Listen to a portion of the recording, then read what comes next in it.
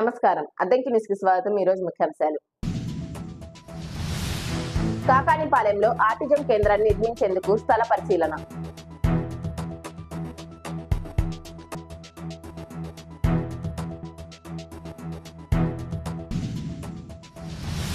అద్దంకి నియోజకవర్గంలో 251.69 కోట్ల నిధులతో పలు అభివృద్ధి కార్యక్రమాలు చేపట్టినట్లు వెల్లడించిన విద్యుత్ శాఖ మంత్రి గొట్టిపాటి రవికుమార్.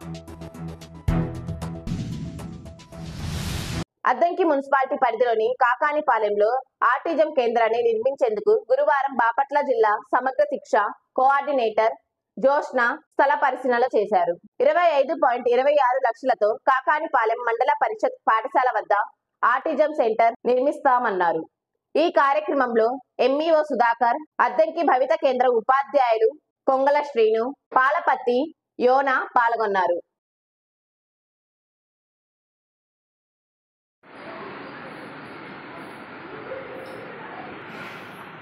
శ్రీ సమగ్ర శిక్ష జిల్లా కార్యాలయం నుండి ఐఈ కోఆర్డినేటర్గా ప్రత్యేక అవసరాలున్న పిల్లల కోసం జిల్లా మొత్తం మీద 4 ఆటిజం సెంటర్లు శాంక్షన్ అవ్వడం జరిగింది. ఈ 4 సెంటర్లకు సంబంధించి అద్దంకి, చీరాల, బాపట్ల, రేపల్లె మున్సిపాలిటీల్లో ఏర్పాటు చేయడం కోసం మరి అద్దంకి మండలంలో ఇక్కడ ఉన్న రూమ్స్ అవైలబిలిటీ అలాగనే ప్రత్యేకంగా స్థలాన్ని చూడడం కోసం ఈరోజు ఇక్కడికి రావడం జరిగింది. మరి వచ్చినప్పుడు మండల ఎంఓ గారైన గారితో సుధాకర్ గారితో కలిసి మాట్లాడడం, అలాగనే ఇక్కడ ప్రైమరీ స్కూల్ కాకానిపాలెంలో 2 గదులను నిర్మించడం కోసం ప్రయత్నాన్ని ఇక్కడ స్థలం అది బాగుందని నిర్ధారించడం జరిగింది.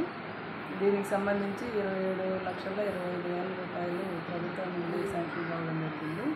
దీని యొక్క ముఖ్య ఉద్దేశం ఏంటంటే ఆటిజం సంబంధించి ముఖ్యంగా పిల్లల్లో ఈ ఆటిజంని తగ్గించడం ఒకటి, తల్లిదండ్రుల్లో అవేర్నెస్ తీసుకురావడం ఒకటి. ఈ తల్లిదండ్రులు ఏం చేస్తున్నారంటే పిల్లల్ని కనీసం మా పిల్లవాడికి అద్దంకి మండలం సచివాలయాల ఉద్యోగుల బదిలీలు ఈ నెలాఖరులోపు ఉంటాయని మండల పరిషత్ అభివృద్ధి అధికారి సింగయ్య గురువారం తెలిపారు. సంవత్సరాలు ఒకే సచివాలయంలో పనిచేసిన ఉద్యోగులకు బదిలీ తప్పనిసరి అన్నారు. అన్ని సచివాలయాల్లో రేషనలైజేషన్ ప్రాప్తికి పోస్టులు నింపబడతాయన్నారు. సొంత మండలంలో పోస్టింగ్లు ఉండవన్నారు. అద్దంకి మున్సిపాలిటీ పరిధిలోని గుర్రాల కాలనీ అంగన్వాడీ కేంద్రంలో గురువారం చిన్నారుల చేత సామూహిక అక్షరాభ్యాసం చేయించారు. కొరిసపాడు సిడిపిఓ కృష్ణకుమారి చిన్నారులను అక్షింతలు వేసి దీవించారు. కేంద్రాలలో చిన్నారులకు అందిస్తున్న సౌకర్యాల గురించి తల్లిదండ్రులకు అవగాహన కల్పించారు. రమాదేవి, అంగన్వాడీ కార్యకర్తలు పాల్గొన్నారు.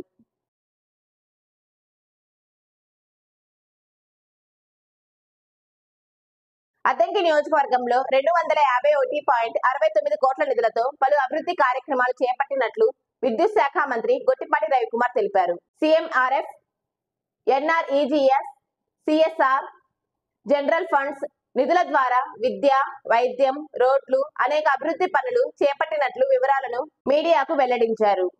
సీఎంఆర్ఎఫ్ చెక్కుల పంపిణీలో అద్దంకి రాష్ట్రంలోని 2వ స్థానంలో ఉన్నట్లు పేర్కొన్నారు.